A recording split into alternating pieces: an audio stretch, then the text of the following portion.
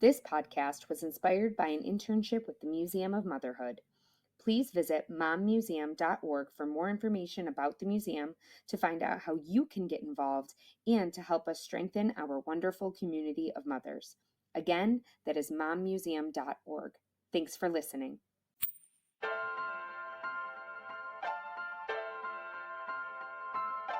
Hi, I'm Bethany. And I'm Amanda. And we're sisters. We are both toddler moms, but we have very different experiences of motherhood. So, we are on a mission to talk to different moms who all have different experiences. With a whole lot of laughter, tears, and probably coffee, we embark on a journey to experience motherhood through the eyes of others. Please join us on this journey as we explore motherhood through funny, loving, and very real memories. This is Mom Talks with My Sister.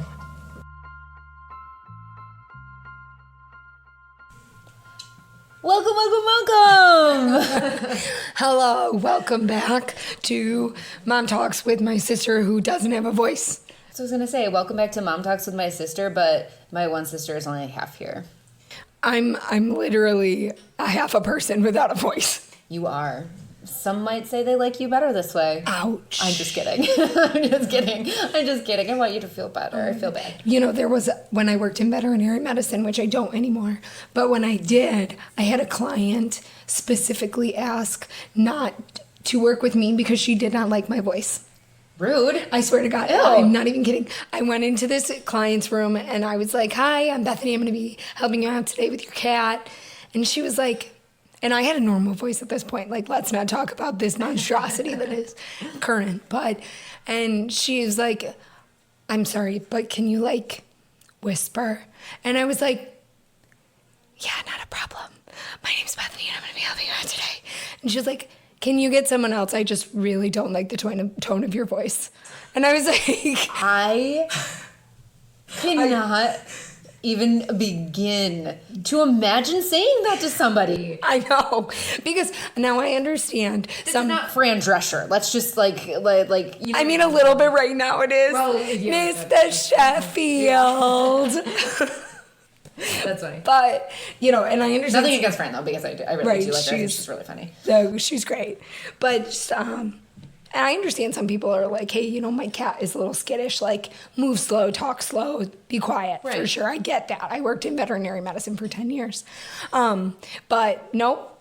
We had to put a pop-up note in this client's chart that says, "Does not like Bethany's voice. Please pick a different technician." That is wild. Can you imagine just what if a person's going to be like that and like actually say that to you? I mean, good for her for being, I guess, honest. If she was like, something is really bothering me, then I'm just going to remove myself from that situation. Right. Okay. But like, can you imagine what her day-to-day life is like, where it's just like, if something like that is going to bother you that badly, that you can be that rude to someone else? Like, I'm sorry, I think you have some other issues you need to work on. Like, I was born with this. I didn't pick it. My bad. It's different than like you have a very loud shirt going on. Sure, right. Like, I don't like the tone of your voice. Wow. Okay. Well, speaking of voice, yes, though, let's go into our mom moment of the week. I have the funniest mom moment. Tell me. Okay, clearly I sound like I have 16 frogs in my throat. Okay. Oh, I was thinking 17, but it's fine. You can go with 16. You know, semantics.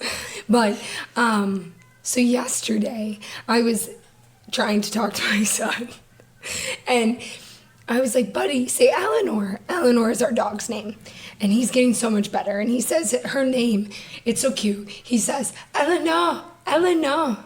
And it's adorable. So I go, "Bubba, say Eleanor." And he goes, "Eleanor." And I was like, "Excuse me."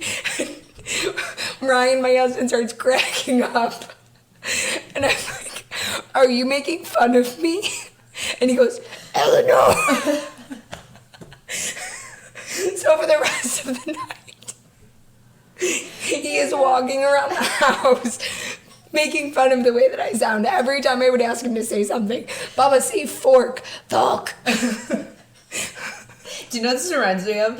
It reminds me of, I don't know if you ever watched the movie The House Bunny.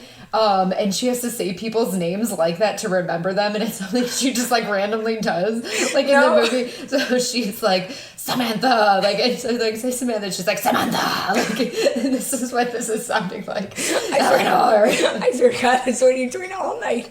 And the first time he did it, so sometimes he does that, like, voice, and we joke about it, we call him Demon Baby. And, but last night I was like, say Eleanor, and he said, Eleanor. Amazing. That, I was cracking up. that is a story. I know. Yeah, I know. absolutely a story. Oh, it was a good one. How about you? Do you have a good mom moment of the week? I have a good mom moment of the week. Last week we talked about my daughter who was not feeling well, and she is feeling better now. And we took her out for so we normally have to like be at certain places at certain times, like every weekend, because we both work full time, and so on the weekends it's usually like, oh, we're gonna be here at this time, here at this time, here at this time, which is normal, and I'm glad that we're busy. I would rather be that than not have anything to do. But we just kind of had like a free day, so we were like, all right, choose your own adventure. What are we gonna do today? So we kind of took her out, and we just did a bunch of things. We popped around to a bunch of different places, and just watching her thrive and make friends no matter where we went. She would see somebody, whether it was a kid or whether it was an adult, and she's like, I go say hi. I'm like, okay, well, let me just see us. Like, we have to like be cautious, but yes, we can go say hi. But she met yesterday. She met like 2 kids at one place, and then she met 2 kids at another place, and like they were instant best friends. They were absolutely like, I like seeing her kind of grow into like this kind person, then friendly and outgoing.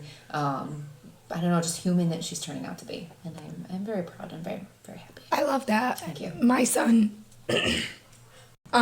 so my son at the playground today, he met 2 new friends, but he's at the age still where he doesn't know how to co-play.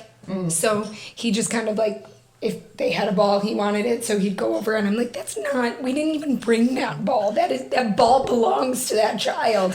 And he would just take it. And I'm like, oh my God, you look like such a brat. But like, also, it's the age that he's at. It's the age, but then you also feel bad as the parent. You're like, you apologize not only to the child, like, here's your ball back, but you like look up at the parent like, I am so sorry. Absolutely. Yeah. And at one point, the little girl was putting like the fiber wood chips onto part of the playground, and my little butthead of a kid comes over and just wipes them down. And I was like, dude, can you just apologize? Say sorry. Please say sorry. I'm going to take you home if you don't say sorry. Yep. And the dad was like, yeah, he's totally fine. She could just get more wood chips. And I was like, it's not the point. The principle. But anyway, so I'm glad that your daughter is able to start making friends, and she's at that age where she's co-playing. That's exciting. She loves it. Yeah. Yeah. So today we have another very, very special guest with us. Who is this little lady here with us today? The little lady that is here with us today is our grandmother. It is our mom's mom, Grandma Marcia, also known as Mom by 4 children of her own, Grandma by 10 of her grandchildren, G2 and Great-Grandma Marshmallow by her great-grandchildren, of which she has 4. Amazing. So if you're keeping count, that is 18 children. That's a lot. That stemmed from of this kids. lady. That is a lot of kids. Grandma, welcome. Welcome. Oh, thank you. She's here to discuss how she looks at life, how it has changed since she was a child, all the way now to being a great-grandmother. She describes herself as a great-grandma who worries even more with each generation over the future, safety, and both physical and spiritual lives of her children. Grandma Marcia, welcome to the program. Thank you so much for doing this with us. Okay, I hope it's what everybody wants to hear. Oh, Grandma, this has got to be weird for you, because this is definitely not, podcast life is not something you grew up with. Grandma, do you know what a podcast is? I'm not saying that facetiously. I'm asking. No, not really, because I am old-fashioned enough yet that I really can't stand most of this new stuff with computers and emails and Facebooks and Twitters and all that. You know what, though? You play a mean game of solitaire. Am I wrong? No, yep, nailed it. Nailed it. So a podcast is a very specific online radio show. Okay. So we don't have to work at a radio station to put out a radio show, kind of, is this most simple form. And we're hoping people find our podcast and then listen to us and then share it with their friends. And then they'll hear us all talking and just having a conversation. So, yeah. And what's really cool about podcasts specifically is that you can find a podcast tailored to pretty much anything you want to listen to. So if you want, for instance, this podcast is focused on lives of moms, of mothers of all different types, backgrounds, or Amanda and I are big fans of paranormal podcasts. Yes, we are. You can do sports podcasts. You can do religious podcasts. Basically tailor whatever you're interested in and find a specific program that covers it. And that is what you are doing with us today. Okay. So, Perfect. All right. So now we know what a podcast is. yes. So, Grandma, why don't we start off? In what decade were you born in? I was born actually in 1940. Obviously, the years over World War II, I don't have a lot of recall because 0 to 5, you're a toddler and you don't always retain something unless it's really outstanding or frightening or whatever. So most of what I can tell you as a child is my dad never had to go to war because he was not able to go. He was not totally disabled, but he had ulcers and they wouldn't take him. I had several uncles who were in the war, but that's why I don't remember a lot about them. And what I really recall, though, is the home that I lived in.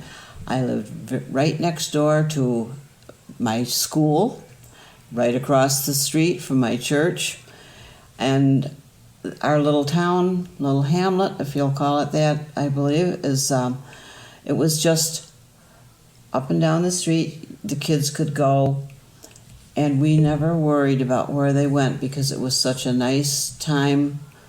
And people did not worry or have to be concerned about where their kids were at because they knew their neighbors, and it was wonderful for them. One of my memories is kids had to walk past our house to get to school, so they'd walk through our front yard, and we had horse chestnut trees, and my little brother, would guard those chestnuts. For whatever reason, he would get them all in a couple of bushel baskets so that the kids that came along couldn't take them, and they were his special things. And it was just simple little things like that was so good about childhood back then, because it was just a simple life, kind of almost like the Waltons in a way. They got more dramatic than we did in many ways, but it was just a nice place to grow up, and you didn't worry at that time about things. Even though the war was going on, my mom and dad never made much comment about it, and I really start to remember things only once I start school. And I never went to kindergarten because it was a 2-room schoolhouse. The big room was the grades 5 through 8, and the little room was grades 1 through 4. And it was just, you had a wonderful experience being in the situation, because your first graders could hear what the second graders were learning, what the third graders were learning, and what the fourth graders were learning. And it was a wonderful experience for us to grow up in that, because we learned listening to the other kids who were older. It was a really wonderful experience. I think it was just kindly teachers. We were just having fun all the time, and you could run outdoors and at the noon hour, the lunch hour, and play in the yard there. Or I could even run around the house, the fence, and get to my own home if I needed to. And it was that way. But we were grades 4 through 8, and I will say that. We were grades 1 through 8, but my class was the last of the 8th graders. There were 2 of us, before we went on to our freshman year in high school. There were just two of us who left that school. Do you remember who the other person was? Oh, yes, I remember. He lived down the street. They were farmers. And I do remember this. He and his brother had to go out before they came to school and do chores. And they came to school smelling of cows. And that was kind of funny. But it was a rural community, so it was kind of interesting. We had different people of different sorts and kinds. But everybody got along. It didn't matter where you came from, as far as if you were down the street or out of the woods, you were accepted there, and everybody was very happy there. I guess that's really why life was so simple. Everybody knew everybody, and you were accepted. And that was the one thing that I have to say about my mom and my dad. They grew up in a world of acceptance. Mom was farmer's daughter. My dad had lost his dad when he was 16, and he had seven. There were 7 siblings, and he ended up having to help out my grandmother on his side with raising the kids. So my dad was right from an early age, very responsible. And they tried to teach me to be a responsible person in a world that was much more simple than it is now. So, Grandma, let me ask you a question, and then we'll get more into like the motherhood side of this. Do you think, though, that because you lived in such a small rural community and you weren't exposed, because now we know what's happening all over the world at any time of day, and you didn't have that at all? You knew your local news and you knew what was going on around you. So, do you think that helped, keeping you?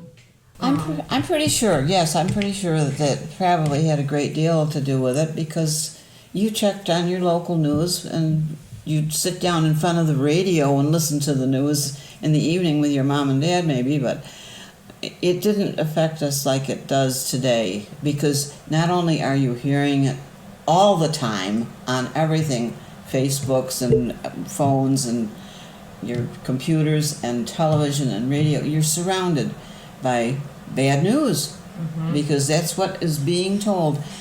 Bad news gets the headlines. Right. Much more than good news. You're exactly right. Yeah. That's very unfortunate. Did you know very early on that you wanted to have children? No, I didn't think about it at all for years. It was not one of the things that my puberty, I never even thought about it. I was still worrying about getting my school grades where they should be, and then getting into school and having new friends when we went to our freshman year in high school, and having fun, not just the learning. I had fun while I was in high school. I was in the band and the chorus, and they had a future nurses club which I joined once I thought maybe I'd be a nurse, and we were able to go into the local hospital as volunteer aides. We'd pour glasses of water and pitchers of water and such things as that. But it was just nice that we could do that. And I actually was only 16 my entire senior year, and turned 17 in May. So I graduated at 17.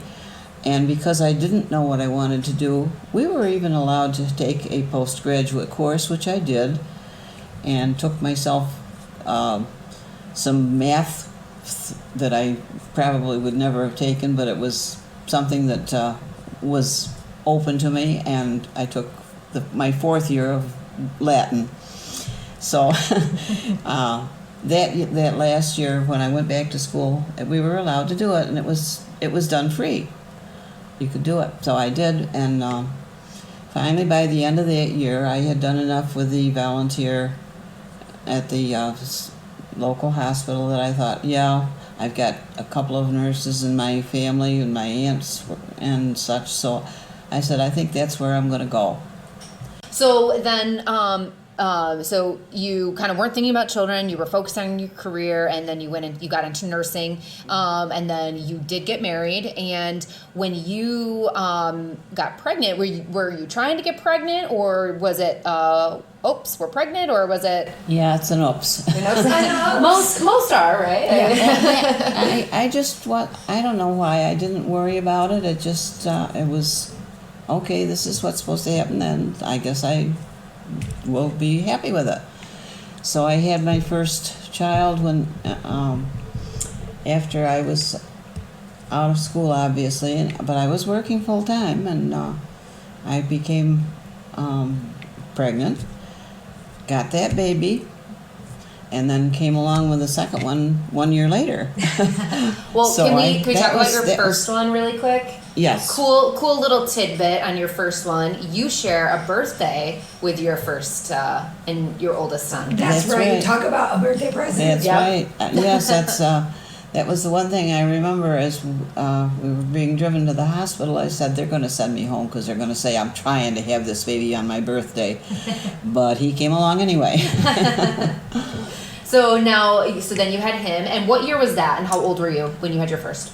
Okay, 1963 was when he was born, so I was 23.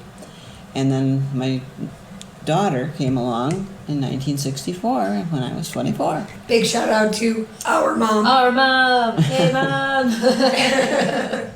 And then after you had our mom in 64, what were the years of the other two that you had? Okay, 1966 for my third child, which was my second son, and then my fourth one was born in 1968. My first two were born in California because during that time I was working full time, but my husband was in the service, and so we were stationed in California. So can we talk a little bit about that? What was it like being pregnant and having your first children so far away from your mother? Especially in a time when communication wasn't as easy as it is now. Whereas if I need something, I can just call mom. What was that like for you? I really would like to say that it was easy, but it probably wasn't. There were times that I relied on the people that were in the neighborhood. Well, I say neighborhood. We lived on a base housing development, so other people around me were service people. They had kids, and we kind of helped each other.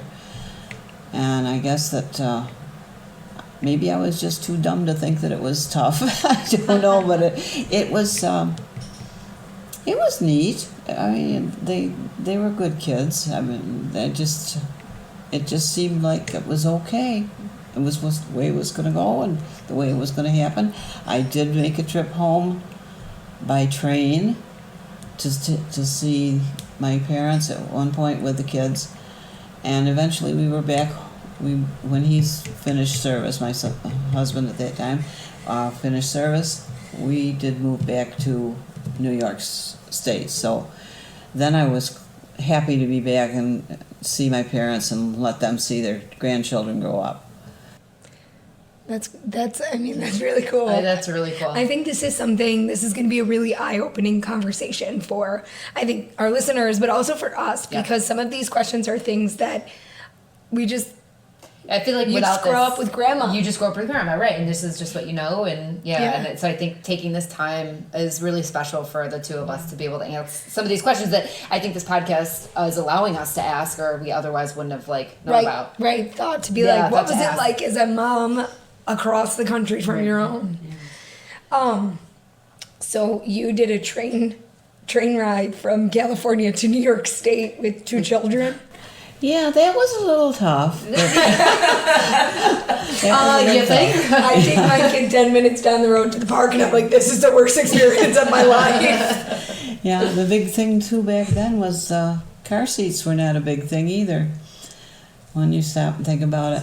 But as I think about after I'd gotten back home and I had two more children back in New York State, the one thing that meant a lot to me was to be able to say to those kids, you will see a part of what I grew up with as a child, in that family was so important.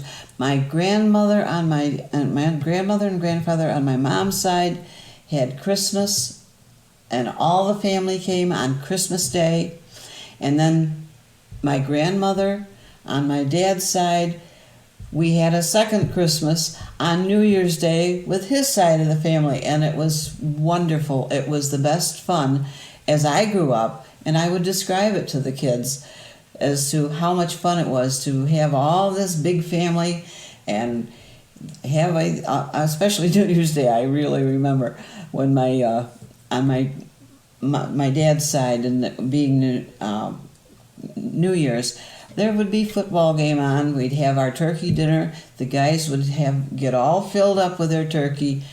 They'd all plop on the couch to watch the football game, and the next thing you'd know, they were and it was such fun. But and as children, we enjoyed each other. I'm sure that my kids would have enjoyed a whole bunch of that had they been able to have that kind of thing. And that's what I feel a lack of in some ways, because even though we try to get together with my children and my grandchildren and my greats now, it's tougher because a lot of the kids are scattered about, or there's just different things. It's not quite the same. We enjoy each other when we do get together, but it's not like it was when I grew up. Right. It was just big Walton-style families. Right. I think there's something to be said there, that as big as the world has gotten and how easy it is to communicate now, it has made physical interaction a lot less, because it's easier to, say, have a Zoom call. Yep. So Yeah. moving to California with your family isn't as big of a decision nowadays as it would have been back then, because Exactly. the only thing that you had back then was Yeah. letters Yeah. and maybe an occasional long distance phone call. Right. Right? So it seems like there's, give and take with the increase of technology. Yeah. With that, there's also an increase in distance between family. Yeah, the actual physical getting together Yeah. really hurts sometimes, that you can't have them all where you can at least sit down and have a dinner together, instead of doing it by phone or Zoom. Yeah, and I think, Amanda and I can definitely understand that. Even when we grew up, we had our really big family Thanksgivings and really big family Christmases, and those just don't happen anymore. No. And it's sad, and I miss it. Same. And I know it's something that we really want to bring back for our children, so that they can have those memories that meant so much to us, just like they did to you. Yes. So, all we can do is try our best to pass those traditions down. Yeah. So, Grandma, at some point, and again, we don't need to get into the details, whatever you're comfortable with. So, at some point, you started raising your 4 children alone. What year, what time, what was going on in the world when you were, almost like a single mom? Well, my husband at that time made a wrong choice. I hopped into a marriage that I really shouldn't have taken so short a time in getting to know him. And I found out God says in the Bible, don't be unequally yoked. We were unequally yoked in that he wasn't a believer, I was. He did not have the kind of, the sameness of feeling comfortable with raising our kids in the church. I wanted that, and that's actually how my kids were raised, because, again, when we parted ways, he took off and left me after maybe 2 checks of child support. I never heard from him again for years and years and years. And so my kids and I moved in. My grandmother had passed on pretty much. No, she didn't pass on. She lived in one side of the house. And so my mom and dad, God bless their souls, took us in, me and my 4 kids. And I ended up working nights as a nurse so that I could be able to get up and go to whatever activity that the children had, either in school or after school. I would sleep when I could, and Mom and Dad would watch them during the day for me so that I could sleep when I had the time. And that's how we made out, is my mom and dad saved us in that respect. And I was able to go to bed and know that my kids were being watched and cared for by my own parents. And living in the little town that I grew up in, it was still very safe, because when my kids would get up and during the weekends or vacations, they would take off immediately after breakfast. They would be out playing with their friends. It's the whole big different thing than what kids are doing now, because they're behind computers or telephones, their little handheld phones, and not playing like my kids did. They played from morning till night outside, and they were very healthy for it. I never had any of my kids really sick at all, and I can be grateful for that. They were just on the go all the while. So, go ahead. Sorry. So I've always wanted to ask you this, and this is not a question I've ever actually, I think, had the courage to ask. When you were raising the 4 kids at home, living with your parents' help, did you ever feel any type of judgment, or did you ever feel any type of, like, undue, obviously, guilt raising the kids there with your parents? Or did you ever feel, do you know what I mean? Mm-hmm. I think I was too busy to think about it a lot. I feel guilt now about having put so much on my mom and dad, because my boys, as they grew, were boys. They broke windows. They tore down by climbing on it an arbor that had rose bushes climbing on it and in the backyard, and just were a lot of work to watch because of the things they get into. One of the biggest things my third child, my second son, wanted to do was he wanted to do everything. He was into everything. He did. He wanted to play with fire. He just had his nose into anything that would work, that ran mechanically, and it's turned out to be a good thing for him that he was that way, because he uses that now.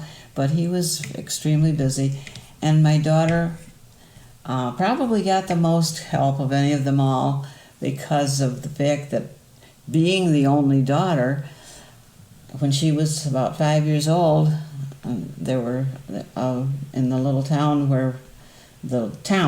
not the hamlet that I grew up in, because my town where I went to high school was just 4 miles away, and there was a woman who taught dancing, and that was the first thing I said to her when she hit 5 years old. Do you want to dance? Do you want to take dancing lessons? And she said, oh yes. And she danced until she got out of high school. And I was there, and I would go along with her.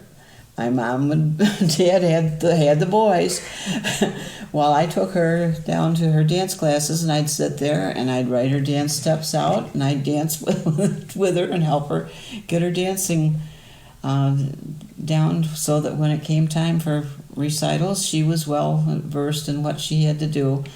But I will say this, my dad loved baseball, and he got all the boys out for little leagues and that sort of, and Babe Ruth leagues. So the boys got their chance too.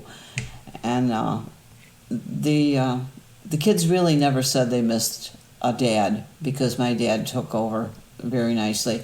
He was a little bit grumpy at times, and in fact sometimes we called him Grumpy Bumpy, but yes, I know for our listeners we called for Bethany and I, our great grandfather, his name was Bumpy. That was our Bumpy. Yeah. So that was Grandma's dad. You know, and he was strict, but he put up with a lot. I can just tell you that. You know, he did put up with a lot, but he loved his baseball, and he had his boys on his teams, and we could go right out behind, because after the school next door to me closed, it became a fire hall, but they saved their backyard, which was part of the school grounds, and turned it into a little baseball field, and we could go stand and hang on the fence and watch the baseball games there. So it was kind of neat too.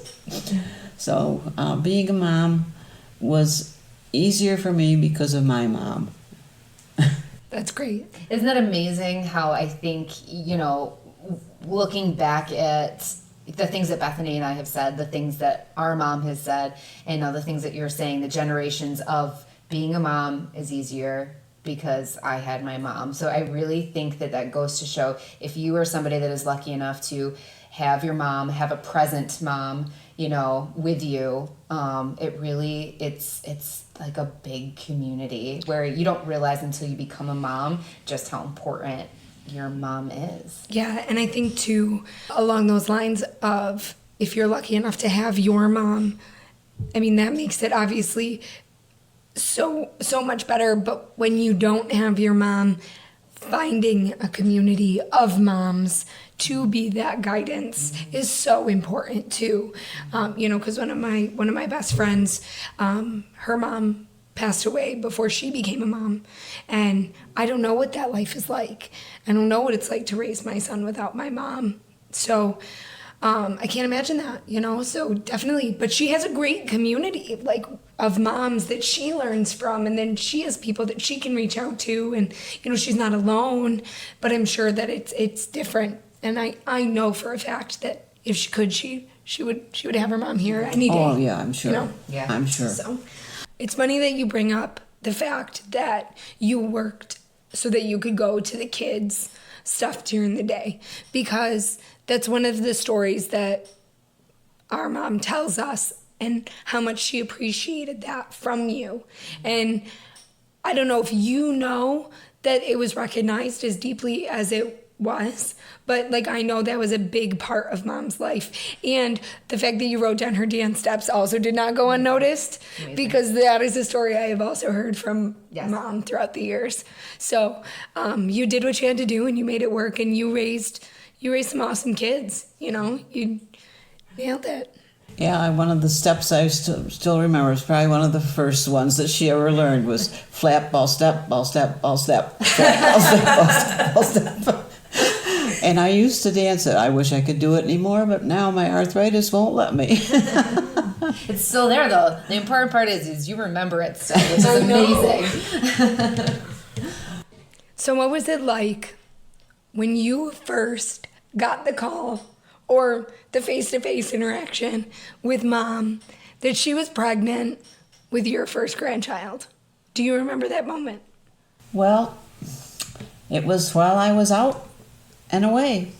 I had to tell her by phone.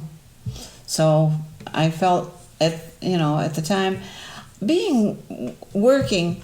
Oh, are you talking about your mom? Yes. You told your mom? Oh, when I told my mom. Yeah, that's what it was. I was working in California as a nurse at that time, and so I only could tell her over the phone.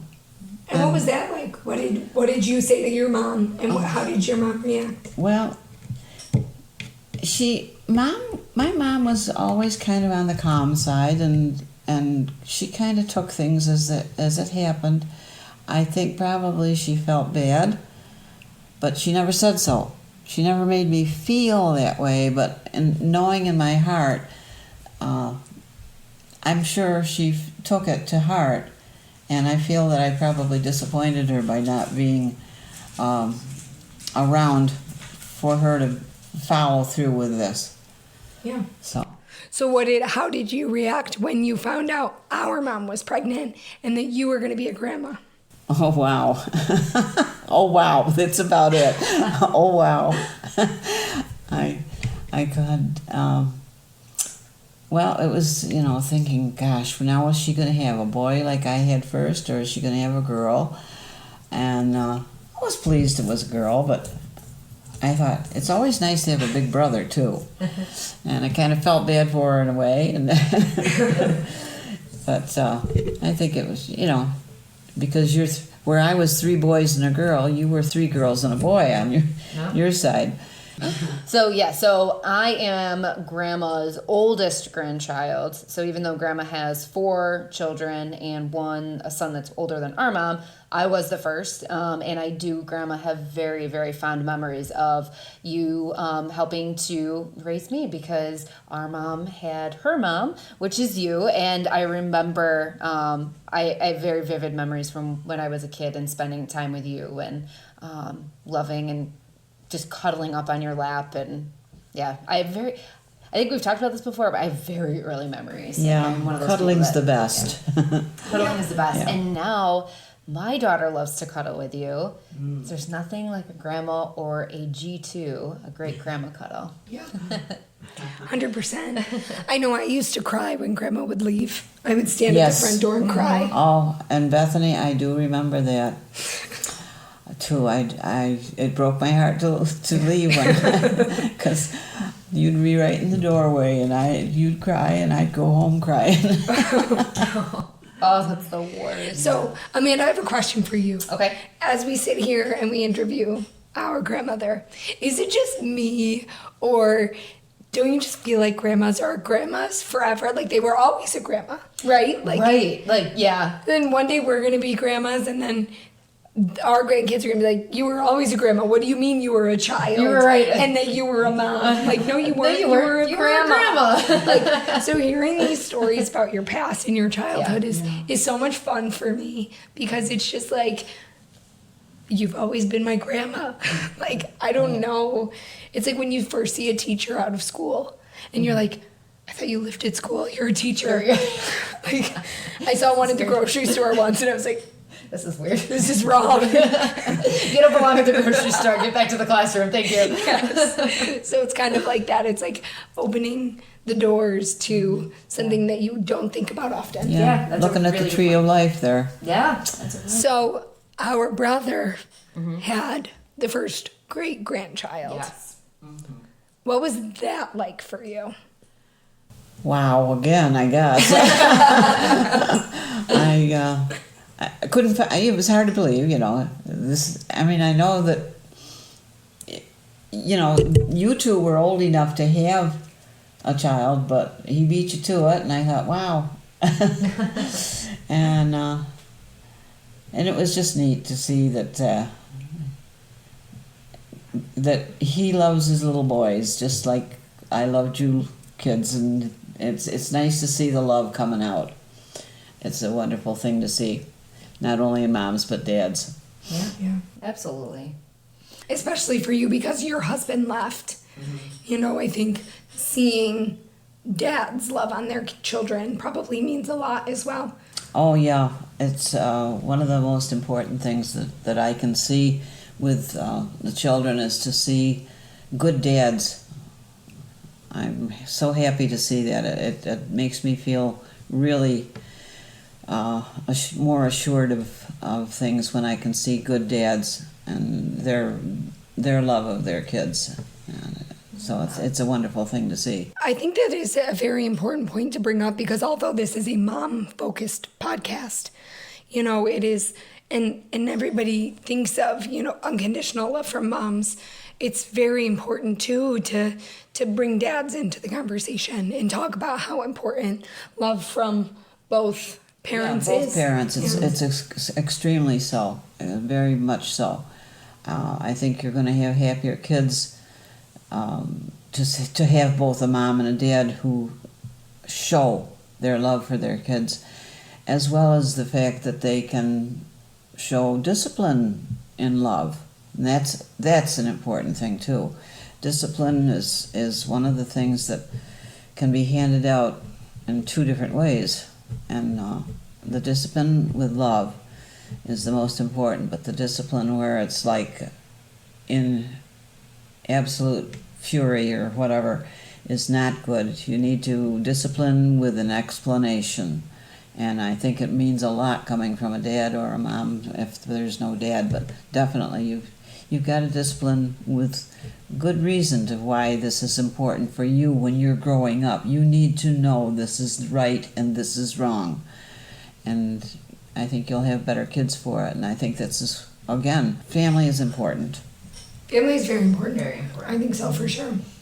And I think, too, along those lines of family being important, if you are, in a situation, because, everybody has their own situation, but if you're in a situation that, even if it's not your blood family that you feel like you have that connection with, because everybody has, a different scenario and they may not have that dynamic, creating, a family of your choosing to have that, situation or to be able to lean on and create that home and that life and the discipline like you were talking about. I think it makes things easier. Yeah, it's the learning has to come from the cradle. It really does. You teach them the love, you teach them what they need to know to keep them safe.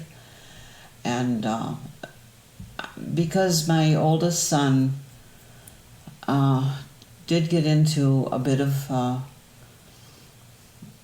I think probably mostly marijuana, my brother took him to task and straightened him out. And when my brother passed away, my oldest son missed him like he did a dad, because he cried at the services when he was trying to tell how much he had done for him to get him out of it. And I have no problems with him. Thank God I have no problems with my kids and drugs. I was going to say, I think that, it speaks to the fact that Uncle Dean and Uncle Ron were so close our whole life. Like, they were so close. And, you can discipline without causing a rift. There's a... But again, I think, too, that it goes back into that if you have a situation that you Uncle Dean not having his father around and having, your brother step in and in kind of creating that father dynamic for him, that helped. So it was the cards that were dealt, and, there's nothing Uncle Dean could do, not having a father, but, having Uncle Ron step in and, become that for him. That was created, so... And that's good. So, yeah, I think that's an important thing. Now, I honestly didn't seek Ron out. He saw it himself. But as a mother who doesn't have a good father figure, at least look around and try and find someone that this child can respect and get good advice from. If he respects him, he'll take this advice to heart. Mm-hmm. And I think if you can find someone, even if it isn't a dad figure is good. Yeah. It could be scouts, it could be whatever. Right, yeah. A teacher, whatever. But that if you've got that person in mind for your son when you know you don't have a dad for him, I would encourage it. Okay, so we are running out of time here. I have one more question for you, and then we're going to go to Ask Mom, which Amanda will explain. What is your favorite thing about being a great grandma? Well, my favorite thing is just knowing I'm seeing these children and watching them grow up.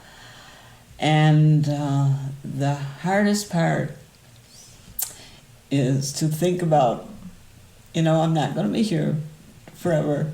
And I will miss them. Oh, Grandma.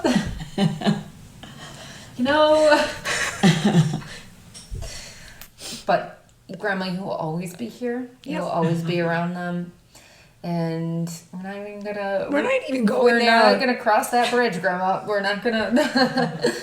It'll happen when it happens, and I'm not sure I'll always be ready to go, but I want everybody to know that I love them dearly, and I want them in heaven with me. And we all know that. We all know that. Gosh, darn it, Grandma. I know. She's over here making us cry. We're supposed to be laughing. It's supposed to be fun. Well, it will be if If we make it there, You know we'll what be would be laughing. fun? You know what would be fun if Grandma gets a question that says, "Did you ever try your own breast milk?" Yeah, right. That'll be fun. That'll be fun. All right, Amanda's gonna explain. Ask Mom, Okay. and you're gonna spin that wheel after she does. All right. So here's what we're gonna do, Grandma. We are gonna do our next section called Ask a Mom.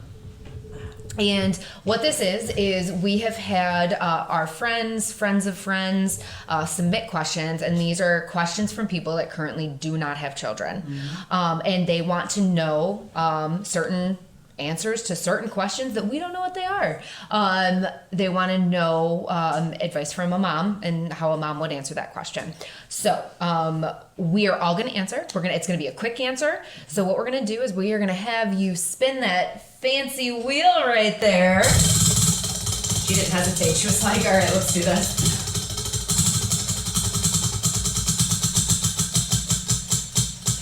Did I win?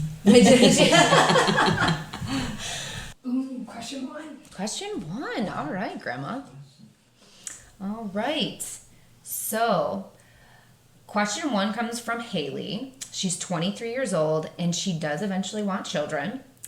And her question is there truth or fact behind people hating hospital births?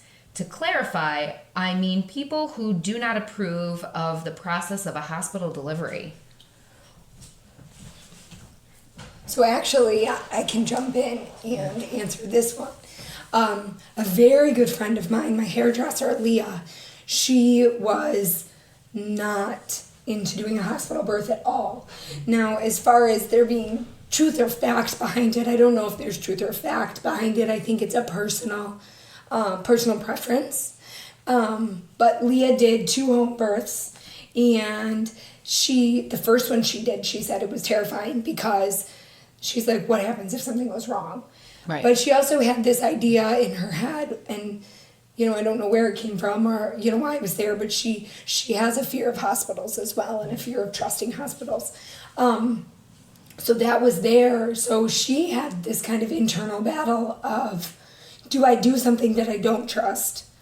Or, do I do something I don't trust and have an emergency situation that can be handled quickly? Or do I go with my gut, do a home birth that also terrifies me, but then I'm also worried about having an emergency plan?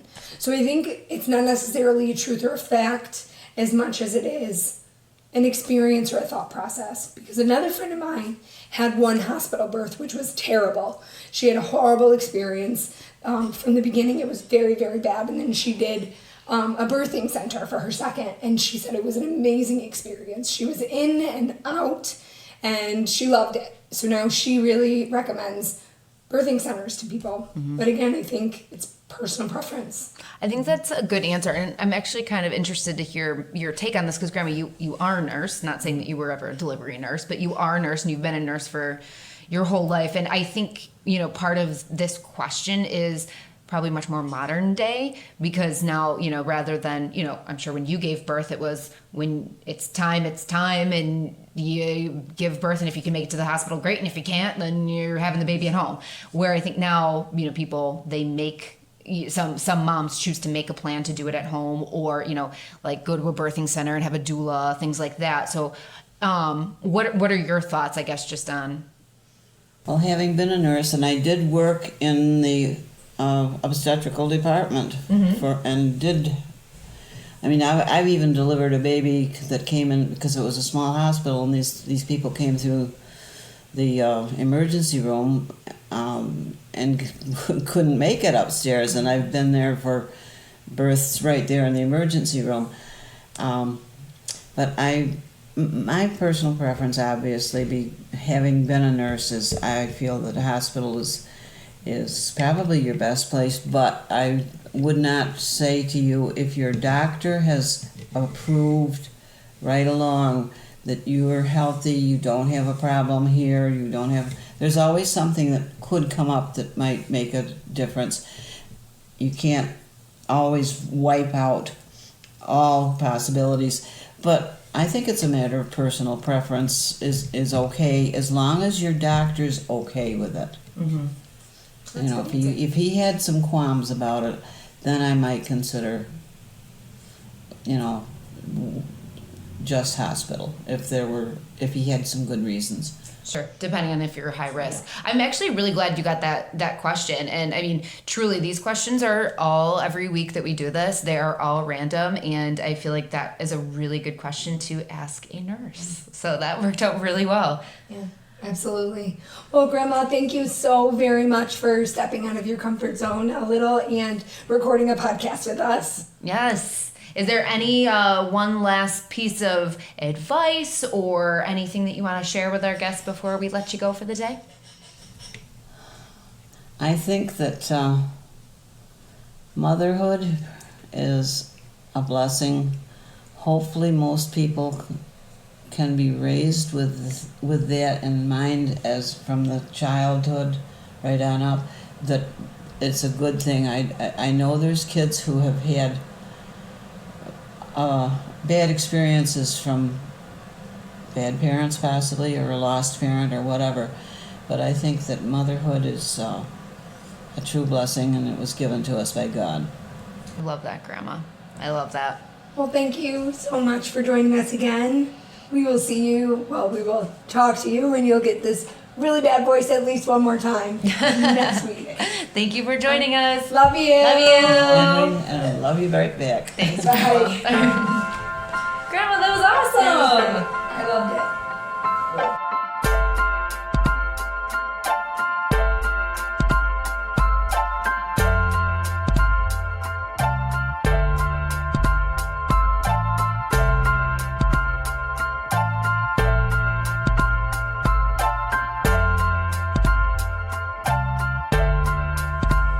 Sorry, Grandma. I'm sorry. I'm just trying to read your handwriting because it's kind of cursive-y. No, They it's not don't- terrible. They don't teach cursive anymore.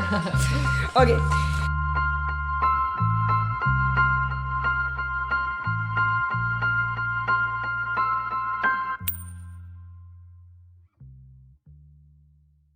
Please note, the views and opinions shared by our guests are just that, opinions. They do not necessarily reflect our own views on topics discussed. So please keep an open mind while listening, as nothing about our podcast is meant to be hurtful or exclusive. Thanks for joining.